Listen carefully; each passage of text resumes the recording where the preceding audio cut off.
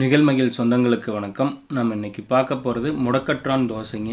எங்கடா வண்டியில் போயிட்டுருக்குறேன்னு பார்க்குறீங்களா? நானும் என்னுடைய மகன் மகிழனும் முடக்கத்தானை பொரிக்கிறதுக்காக வண்டியில் போயிட்டுருக்குறோம்.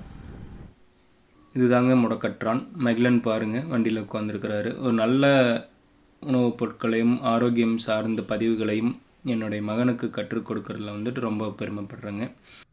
முடக்கத்தான் தோசை செய்ய முடக்கத்தானை பொரிக்கலான்னு சொல்கிறப்போ 2 பேரும் வரண்டாங்க, மகிழன் நெகிழினியை விட்டுட்டு வந்துட்டுங்க. கொஞ்சம் காலையில் பனியாக இருந்தது, அதனால தான்.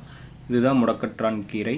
இதை நம்ம சின்ன வயசில் அந்த காயக்கூட நம்ம நெத்தியில் அடித்து விளையாண்டுட்டு இருப்போங்க.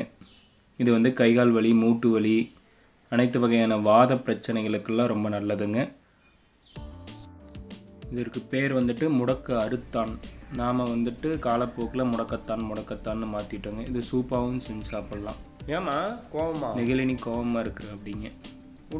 கோவமா?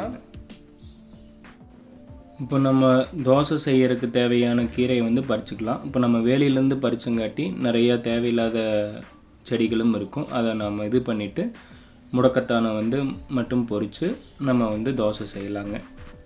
நம்ம குழந்தைகளுக்கு இது மாதிரி உணவுப் பொருட்களை ஆரோக்கியம் கலந்து கொடுக்குறப்போ குழந்தைகளோட ஆரோக்கியம் மேம்படுங்க. சின்ன வயசுலேயே நம்ம இது மாதிரி செஞ்சு கொடுக்குறப்போ நாளைக்கு அடுத்த தலைமுறைக்கு அவங்களும் இது மாதிரி நல்ல உணவுகளை சாப்பிட்டு பழகுவாங்க. ஏன்னா நம்ம முன்னொரு காலத்தில் பயன்படுத்தினதெல்லாம் இப்போ பயன்படுத்துறது இல்லை. அந்த ஆரோக்கிய பதிவுக்காகத்தான் நிகழ்மகிழ் யூடியூப் சேனலுங்க. தேவையான அளவு எண்ணெய் ஊற்றிக்கலாம்.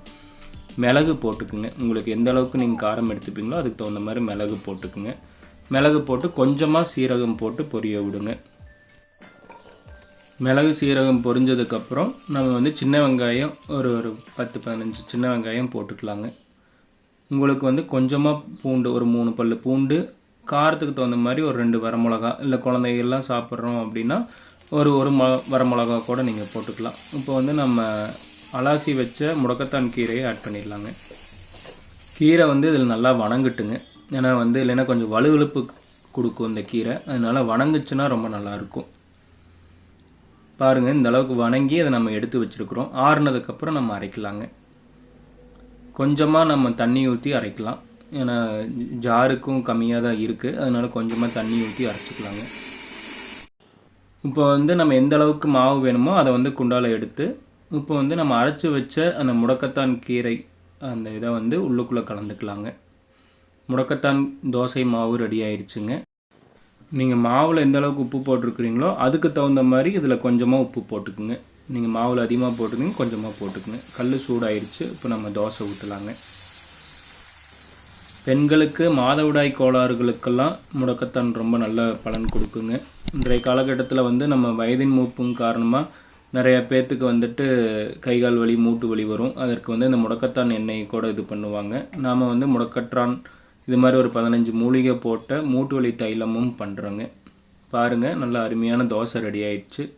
இது கொஞ்சம் காரமாக இருக்கும். அதுக்கு நம்ம இன்றைக்கி பீட்ரூட் சட்னி வச்சு சாப்பிட்டோம். ரொம்ப சுவை அற்புதமாக இருந்ததுங்க. அதே மாதிரி மருத்துவ குணம் நிறைந்த கீரை. நீங்கள் இது மாதிரி தோசையோ இட்லியோ செஞ்சு சாப்பிடுங்க. ஆரோக்கிய தகவலுக்கு சப்ஸ்கிரைப் நிகழ்மகிழ். நன்றி.